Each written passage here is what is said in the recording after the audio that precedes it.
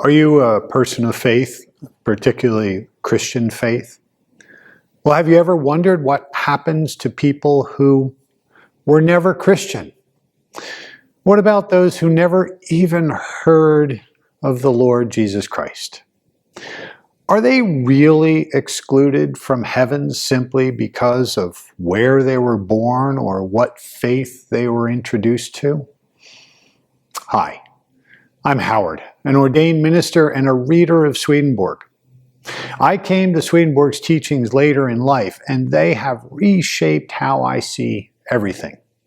Welcome to my weekly vlog. We are journeying through Emanuel Swedenborg's extraordinary book, Heaven and Hell, exploring the spiritual realities that surround and influence us every day.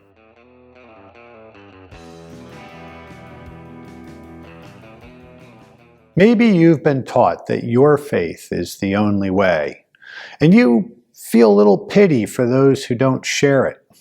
Or maybe, deep down, there's a quiet sense of superiority. Not that you'd ever say it or acknowledge it aloud. Well, what I'm about to say may challenge some deeply held beliefs. Many believe salvation is reserved only for those who know Christ.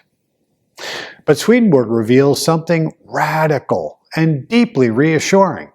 Heaven is open to all who live good and thoughtful lives, no matter their religion. You think about it.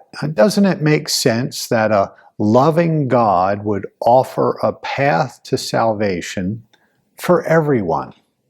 The Lord's mercy is universal. No one is born for hell, and no one is placed in a position where their only end is hell. What matters isn't the label we wear, it's the life that we live. Swedenborg tells us that every religion, at its core, teaches people to acknowledge the divine and live a life of goodness. Those who sincerely follow their faith with love and kindness are already being led by the Lord, even if they don't know His name. And when non-Christians enter the spiritual world, something remarkable happens.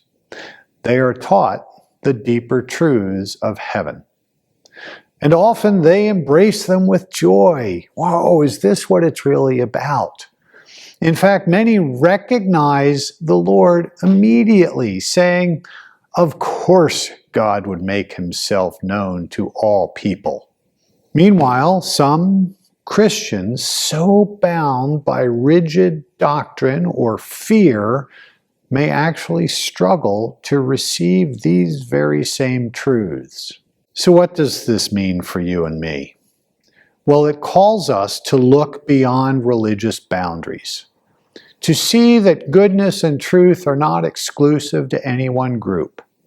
It asks us to live with humility, to recognize the divine at work in all sincere hearts, and to trust in a God who is far more loving and inclusive than we could ever imagine.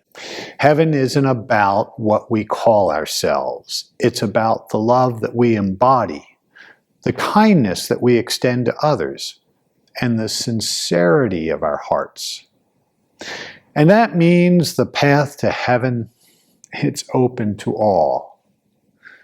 So until next time, may you see the divine in everyone you meet.